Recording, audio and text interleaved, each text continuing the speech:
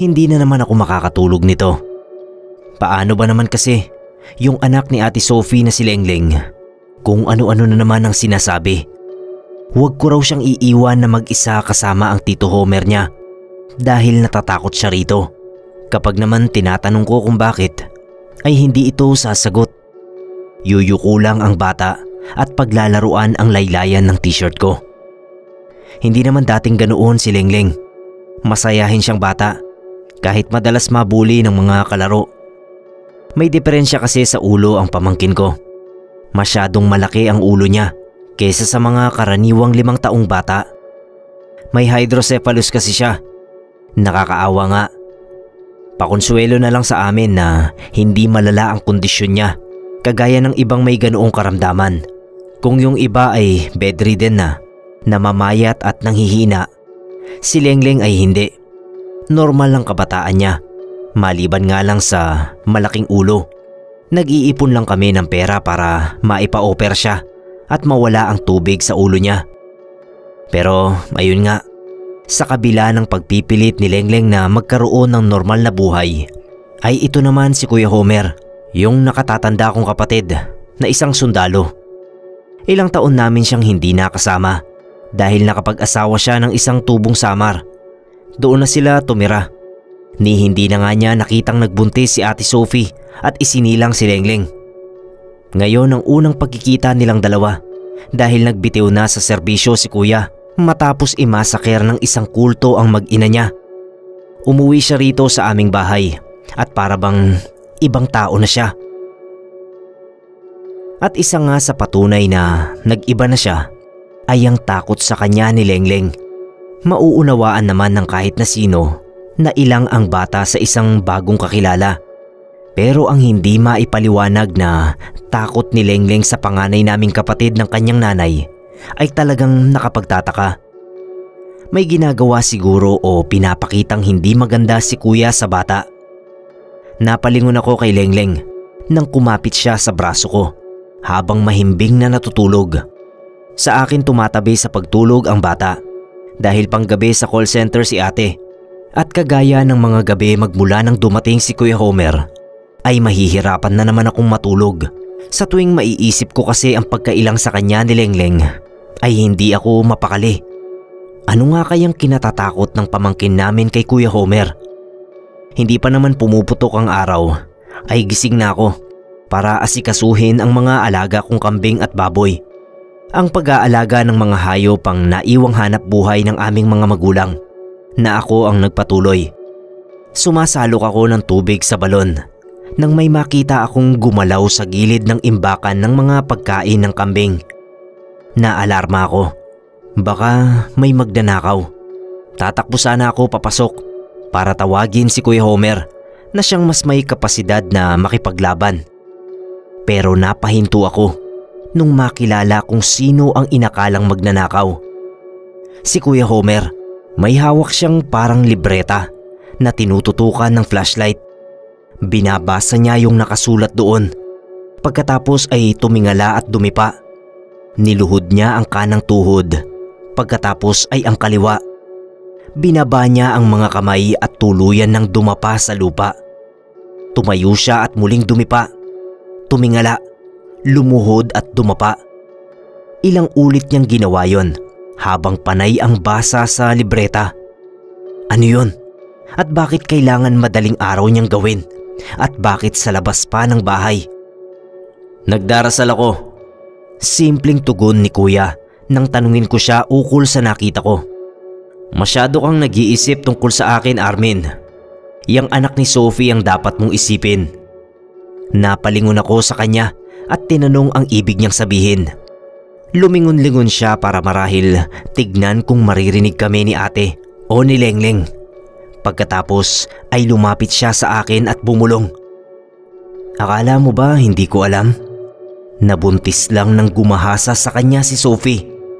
Ang batang yan ay alay sa demonyo. Hihilahin tayong lahat niyan sa impyerno. Gigil niyang bulong sa akin. Naitulak ko nang wala sa oras si Kuya. Nagulat ako na alam niyang biktima ng panggagahasa si ate. Hindi na nga namin yun pinaalam sa kanya dahil nawalan na kami ng komunikasyon sa kanya magmula nang magkapamilya siya. Pero ano bang pinagsasabi niya tungkol kay Lengleng? Sabi ni Kuya ay natuto siyang manggamot at kumilatis ng gawa ng mabuti at masama sa ilang taon niyang paninirahan sa Samar at pakikisalamuha sa mga albularyo at mananambal. Ang dinarasal niya sa tuwing madaling araw ay proteksyon daw sa aming sambahayan dahil nagkukupkup kami ng batang sinusundan ng demonyo. Kinilabutan ako sa mga sinabi niya. Hindi na talaga siya ang kuya ko. Pati ba naman ang bata? "Baliw ka na, kuya," sabi ko pagkatapos ay tinawag si ate at Lengleng. Kailangan naming makalayo kay Kuya Homer, kaya pala natatakot sa kanya ang bata. Nang lumabas sa kwarto ang mag-ina ay sinigawan kami ni Kuya Homer. Huwag daw akong gumawa ng katangahan kagaya ng katangahang pagbuhay ni ate kay Lengleng. Nilabas niya ang libreta at nagsimulang magbasa roon ng mga salitang hindi namin maunawaan. Bumakas sa mukha ni ate ang takot at pagkalito. Samantalang si Lengleng naman ay napaiyak na. Hinila ko na sila palabas ng bahay. Palakas ng palakas ang boses ni Kuya habang binabasa ang libreta. Nababaliw na talaga siya. Nakasakay na kami ng tricycle nang biglang sumigaw si Lengleng habang nakahawak sa ulo. Napasigaw din si ate nang makitang may bumabakat na makakapal at maiitim na ugat sa ulo at mukha ni Lengleng. Nakatawag na ng atensyon ng mga kapitbahay ang komosyon sa aming bahay, lalo pa at ang maliit na boses ni Lengleng ay nagsimulang lumaki at ang sigaw ng takot ay naging sigaw ng puot. Napabitiw si ate sa bata nang makita ang itsura nito. Kahit naman ako ay napatulala na rin at napaatras. Ang malaking ulo kasi ni Lengleng ay natuklap at mula roon ay lumabas ang pagkalaki-laki at nakakurbang sungay na itim. Ang maamong mukha ng aking pamangkin ay nagkulay ube. Humaba ang kanyang mga tenga, ilong at baba. Tao pa rin ang kanyang mga mata, ngunit nanlilisik kung makatingin. Humaba ang tila nito at pumalupot sa paa ng pinakamalapit na usisero. Doon na nagsitakbo palayo ang aming mga kapitbahay. Kami na lamang ni ate ang naiwang nakatanga habang pinapanood na hilahin ng nilalang na dati kong pamangkin ang kawawang lalaki. Siya namang paglabas ni Kuya Homer, dala ang isang timba ng tubig. Ibinuhos nito yon kay Lengleng na napasigaw at nabitawan ang lalaking nagkukumahog na tumakbo palayo. Sinamaan ako ng tingin ni Kuya Homer. "Naniniwala ka na ba?"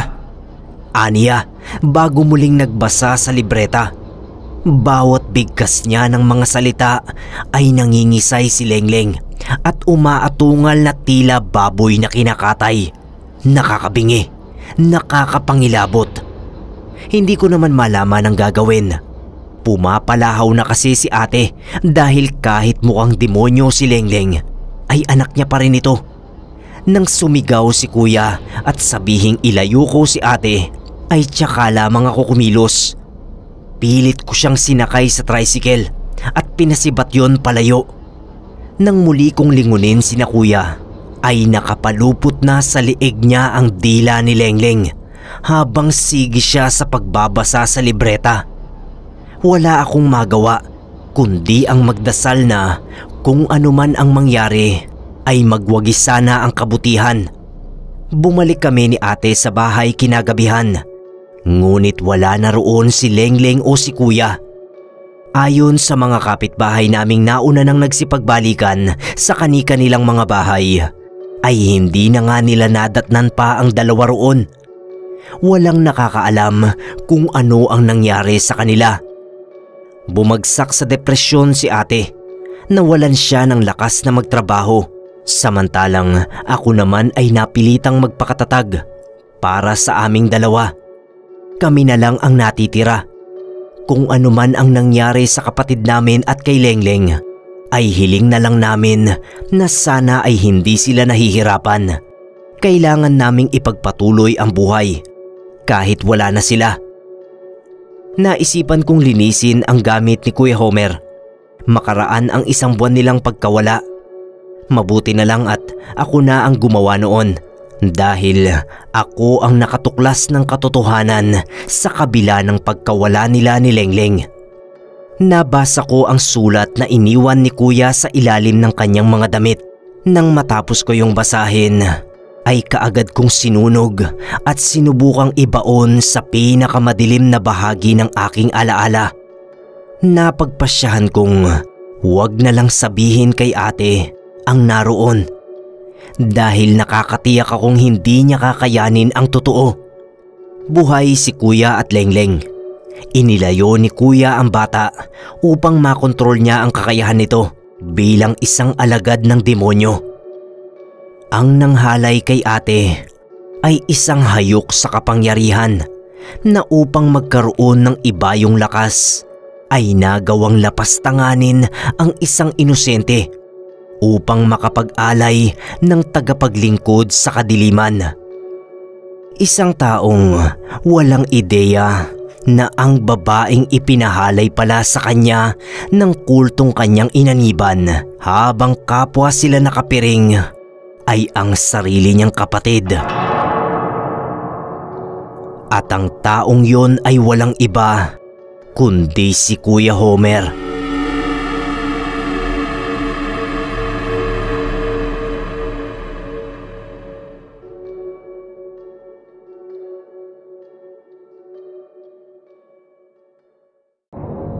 Mga kapasta, ini-invite ko po kayo na mag-subscribe sa side channel natin na Araw na Itim.